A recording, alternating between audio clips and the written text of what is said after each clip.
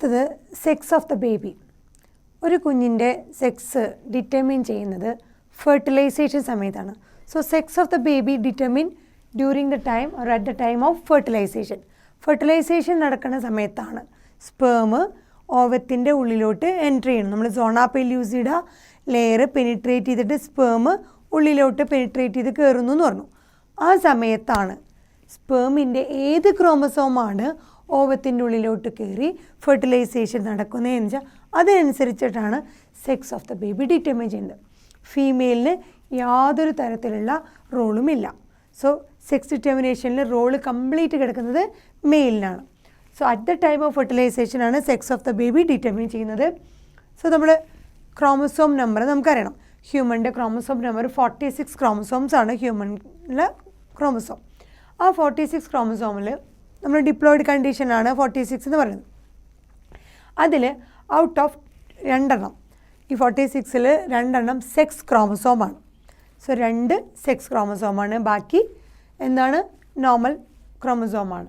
So 46-ൽ out of 2 sex chromosome എന്നാണ് പറയുന്നത്. അത് മെയിലിന് വേറെ സെക്സ് ക്രോമസോം, ഫീമെയിലിന് വേറെ സെക്സ് ക്രോമസോം.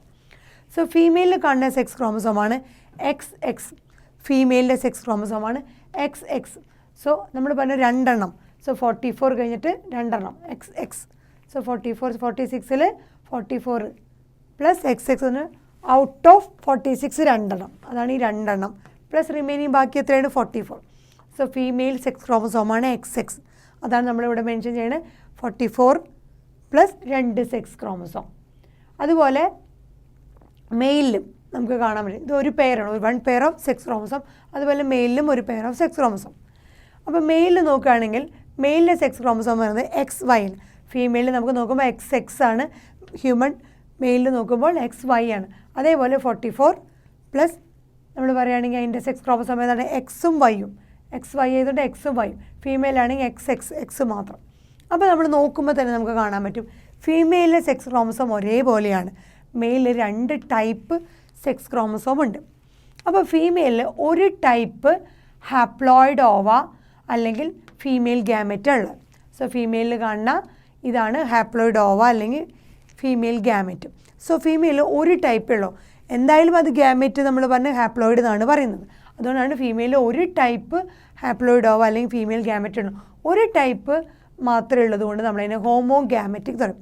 സോ ഫീമെയിലിലെ ക്രോമസോം നമ്മൾ ഹോമോ ഗാമെറ്റിക്, ഫീമെയിൽ സെക്സ് ക്രോമസോം എന്നാൽ ഹോമോ ഗാമെറ്റിക്, രണ്ടും ഒരേ ടൈപ്പ്. അതായത് ഒരു ഹാപ്ലോയിഡ് ഓവ XX, രണ്ടും ഹാപ്ലോയിഡാണ്. സോ ഒരേ ടൈപ്പ് ആയതുകൊണ്ട് ഹോമോ ഗാമെറ്റിക്. അതുപോലെ സമയം മെയിലാണെങ്കിൽ നമുക്ക് നോക്കാം 2 ടൈപ്പാണ്, X and Y ഉണ്ട്. സോ 2 ടൈപ്സ് ഓഫ് ഹാപ്ലോയിഡ്, അവിടെ ഗാമെറ്റ് ഏതാണ് സ്പേം. 2 ടൈപ്പ് ഓഫ് ഹാപ്ലോയിഡ് സ്പേമുകൾ മെയിലുണ്ട്. ഫീമെയിലാണെങ്കിൽ only 1 type of haploid ova, X-ഉം X-ഉം സെയിം ആണ്. പക്ഷേ ഇവിടെ അങ്ങനെയല്ല, X-ഉം ഉണ്ട് Y-ഉം ഉണ്ട്. അപ്പോൾ 2 ടൈപ്പ് ഹാപ്ലോയിഡ് സ്പേമാണ് മെയിലുള്ളത്. അപ്പോൾ 2 ടൈപ്പ് ഉള്ളത് കൊണ്ട് അതിന് ഹെട്രോ എന്ന് പറഞ്ഞാൽ ഡിഫറെൻ്റ് എന്നർത്ഥം, ഹോമോ എന്ന് പറഞ്ഞാൽ സെയിം എന്നാണ്. സോ ഫീമെയിൽ ഹോമോ ഗാമെറ്റിക്കും മെയിൽ 2 ടൈപ്പ് ഹാപ്ലോയിഡ് സ്പേം ഉള്ളത് കൊണ്ട് ഹെട്രോ ഗാമെറ്റിക് എന്നാണ് അറിയപ്പെടുന്നത്. അപ്പോൾ നമ്മൾ നോക്കുകയാണെങ്കിൽ മെയിലാണ് 2 ടൈപ്പ് ഹെട്രോ ഗാമെറ്റിക്. ഈ 2 ടൈപ്പ് ഹെട്രോ ഗാമെറ്റിക് സ്പേമിൽ ഈ പറഞ്ഞ 2 നമ്മൾ നോക്കുകയാണെങ്കിൽ 50% ഓഫ് സ്പേം മെയിലിൽ 50% ഓഫ് സ്പേം X ക്രോമസോമിനെ ആയിരിക്കും ക്യാരി ചെയ്യുന്നുണ്ടാവുക. അതുപോലെ 50% ഓഫ് സ്പേം Y ക്രോമസോമാണ്. സോ 50-50 ചാൻസുകളാണ്. ഹാഫ് ഓഫ് ദ ക്രോമസോം X-നെയും ഹാഫ് ഓഫ് ദ ക്രോമസോം Y-നെ ആയിരിക്കും മെയിലിൽ റെപ്രസെൻറ്റ് ചെയ്യുക. സോ മെയിലിൽ 50% X ക്രോമസോം, 50% Y ക്രോമസോം, ഇങ്ങനെയാണ് അത് ക്യാരി ചെയ്യുന്നത്. ഇനി നമുക്ക് നോക്കാം എങ്ങനെയാണ് ഫെർട്ടിലൈസേഷൻ സമയത്ത് ഈ സെക്സ് ഓഫ് ദ ബേബി നമുക്ക് മനസ്സിലാവുന്നത്. So parent mother and father, നമ്മൾ സെക്ഷൽ റീപ്രൊഡക്ഷൻ അല്ലേ. അതുപോലെ തന്നെ ക്രോമസോം കണ്ടീഷൻ എടുക്കുമ്പോൾ നമ്മൾ ഔട്ട് ഓഫ് 46 2 എന്ന് പറഞ്ഞു. അതുകൊണ്ട് 44 മദറിൻ്റെ 44ഉം അവരുടെ സെക്സ് ക്രോമസോം, ഫീമെയിൽ ആയതുകൊണ്ട് XX, ഫാദറിൻ്റെ ആയതുകൊണ്ട് 44 പ്ലസ് XY. സോ ഫാദറിൻ്റെ സെക്സ് ക്രോമസോമാണ് XY, ഫീമെയിലിൻ്റെ മദറിൻ്റെ സെക്സ് ക്രോമസോമാണ് XX. നമ്മൾ ഓൾറെഡി പറഞ്ഞതാണ് ഹോമോഗാമെറ്റിക്, ഹെറ്ററോഗാമെറ്റിക് XY. ഇനി നമ്മളത് ഗാമെറ്റ് റീപ്രൊഡക്ഷൻ നടക്കുമ്പോൾ അവർ ഗാമെറ്റുകളായിട്ട് മിയോസിസ് 1 കഴിഞ്ഞ് 2 കഴിഞ്ഞ് ഗാമെറ്റുകളായിട്ട് മാറുന്നു. സോ ഗാമെറ്റുകൾ റെപ്രസെൻ്റ് ചെയ്യുമ്പോൾ ഇതിൻ്റെ ഹാഫായിട്ട് നമ്മൾ പറയണത്. സോ 44 22 പ്ലസ് നമ്മൾ എത്രയാണ്, അപ്പോൾ നമ്മൾ ഗ്യാമറ്റുകൾ എഴുതുമ്പോൾ 2ആയിട്ട് ഡിവൈഡ് ചെയ്യാം. ഈ XX ക്രോമസോമിനെ സ്പ്ലിറ്റ് ചെയ്യാണ്. സോ 44 പകുതി ഇത് ഈ ക്രോമസോമിനെ ക്യാരി ചെയ്യും, പകുതി ഇതിലെ X ക്രോമസോമിനെ ക്യാരി ചെയ്യും. നമുക്ക് സിമ്പിളായിട്ട് റെപ്രസെൻറ്റ് ചെയ്യാം 22X ക്രോമസോം, പിന്നെയും ഇതിൻ്റെ ഹാഫ് 22X ക്രോം. ബിക്കോസ് ഇത് ഹോമോഗാമറ്റിക് ആയതുകൊണ്ട് രണ്ടും ഹാപ്ലോയിഡ് ആയിട്ട് നോക്കുമ്പോൾ ഒരേ ക്രോമസോം തന്നെയാണ്, എന്നാലും നമ്മൾ എഴുതിടും മനസ്സിലാവാൻ വേണ്ടിയിട്ട്.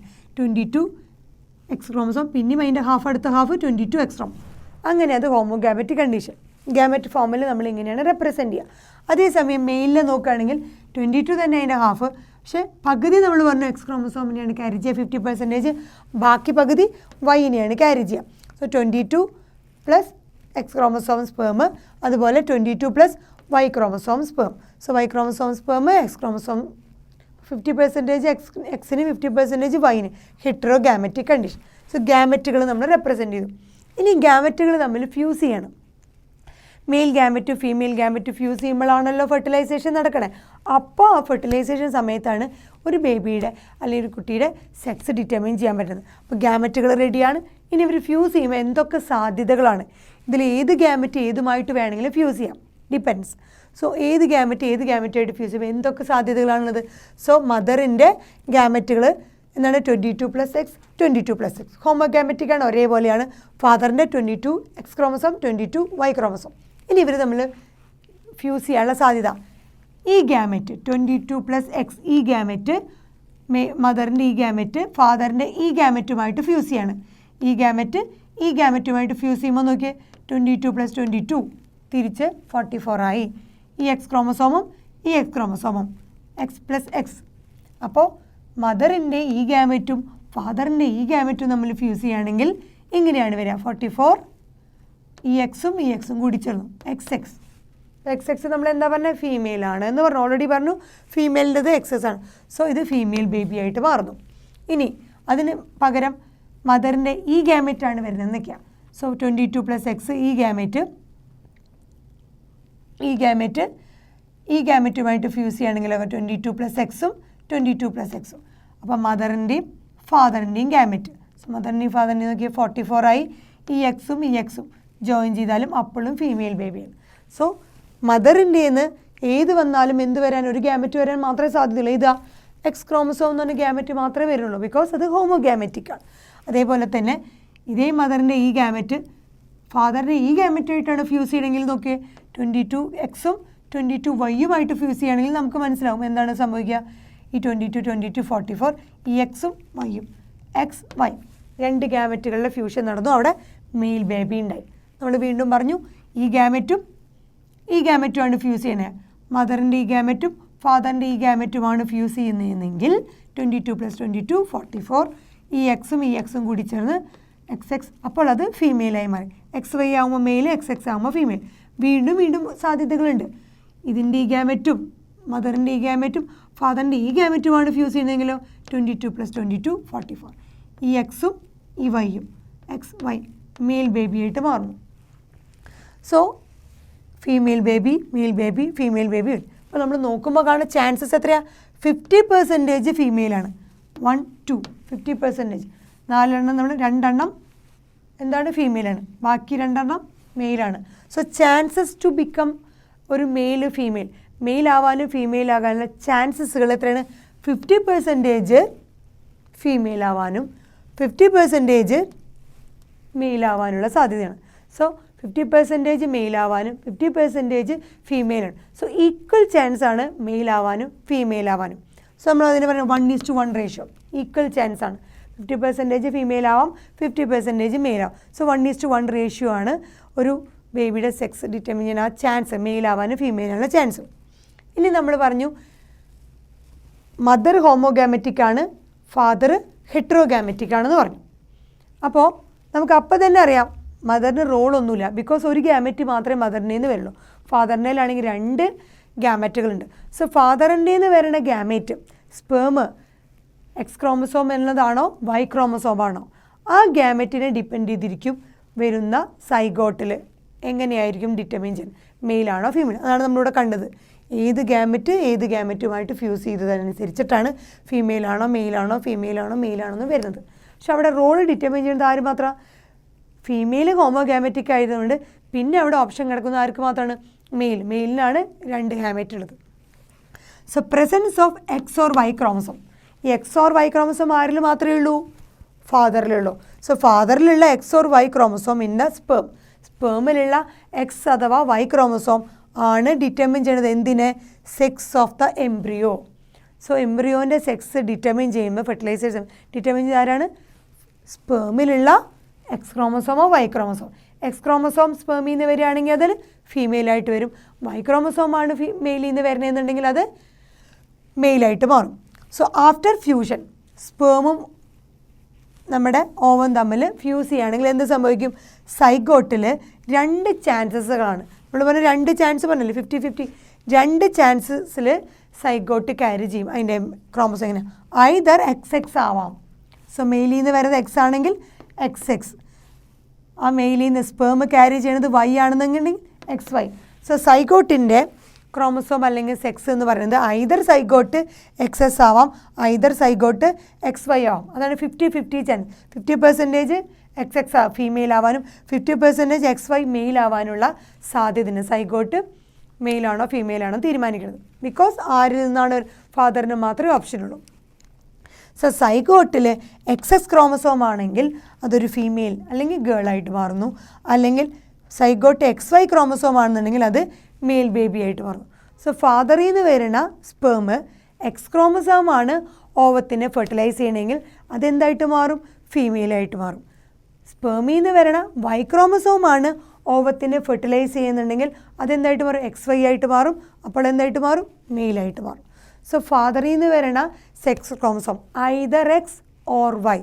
എക്സ് ആണോ വരണേ വൈ ആണോ വരണേ, അതാണ് ഒരു ബേബിയുടെ സെക്സ് ഡിറ്റർമിൻ ചെയ്യുന്നത്. അപ്പോൾ ഫാദർ ഹെട്രോഗാമറ്റിക് ആണെന്ന് പറഞ്ഞു, അതുകൊണ്ടാണ് ഫീമെയിൽ ആണെങ്കിൽ ഹോമോഗാമറ്റിക് ആണെന്നും പറഞ്ഞു.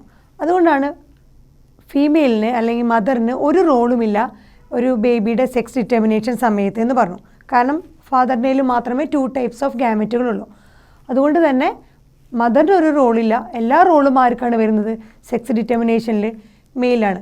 എന്നാൽ ഇതൊരു സയൻറ്റിഫിക് നോളജാണ്. നമുക്ക് ക്ലിയർ ആയിട്ട് മനസ്സിലാവുന്നുണ്ട് മദർ ഹോമോഗാമറ്റിക്കും ഫാദർ ഹെട്രോഗാമറ്റിക് ആണ്. സോ ഹെട്രോഗാമറ്റിക് ആയിട്ടുള്ള ഫാദറിന് മാത്രമേ ഒരു സെക്സ് ഡിറ്റർമിനേഷനിൽ റോള് ഡിറ്റർമിൻ ചെയ്യാൻ പറ്റുന്നുള്ളൂ. അപ്പോൾ പണ്ട് കാലത്തൊക്കെ ഈ സയൻറ്റിഫിക് നോളജിൻ്റെ ഒരു ഇതുകൊണ്ട് ലാക്ക് കൊണ്ട്, സോ സയൻറ്റിഫിക് നോളജ് നമുക്കിപ്പോൾ നന്നായിട്ട് അറിയാം എന്താണ് എങ്ങനെയാണ് സംഭവിക്കുന്നത്. സോ ഇതിൻ്റെ ഒരു അഭാവം കൊണ്ട് പണ്ട് കാലങ്ങളിലൊക്കെ ഒരു ഇത് കൊണ്ട് അവർ എന്തുണ്ട് പണ്ട് സ്ത്രീകളെയൊക്കെ ഒരുപാട് കുറ്റപ്പെടുത്തുമായിരുന്നു. എന്തുകൊണ്ട് പെൺകുഞ്ഞിനെ പ്രസവിക്കുന്നില്ല, പെൺകുഞ്ഞിനെ തരുന്നില്ല, ആൺകുട്ടികളെ തരുന്നില്ല എന്ന് പറഞ്ഞിട്ട് സ്ത്രീകളെ കുറ്റപ്പെടുത്തുന്നു. എന്തുകൊണ്ട് സ്ത്രീകൾക്ക് ആൺകുഞ്ഞിനെ പ്രസവിക്കാൻ കഴിയുന്നില്ല എന്ന് പറഞ്ഞിട്ട് സ്ത്രീകളെയാണ് കുറ്റപ്പെടുത്തിയിരുന്നത്. പക്ഷേ അതൊരു തെറ്റായ ധാരണ, മിസ്കോൺസെപ്ഷൻ, മിത്തുകളൊക്കെ ഒരുപാട് പണ്ട് കാലത്തുണ്ടായിരുന്നു. ഇന്ന് നമുക്ക് ക്ലിയർ ആയിട്ട് ചെറിയ ക്ലാസ് തൊട്ടേ പഠിപ്പിക്കുന്നതാണ് എപ്പോഴാണ് ഒരു ഫെർട്ടിലൈസേഷൻ സമയത്ത് sex of the baby determine ചെയ്യുന്നത്, അതിൽ ഏത് ക്രോമസോം വരുമ്പോഴാണ് അതൊരു ഫീമെയിലായിട്ട് മാറുന്നത്, ഏത് ക്രോമസോം വരുമ്പോഴാണ് അതൊരു മെയിലായിട്ട് മാറുന്നത്.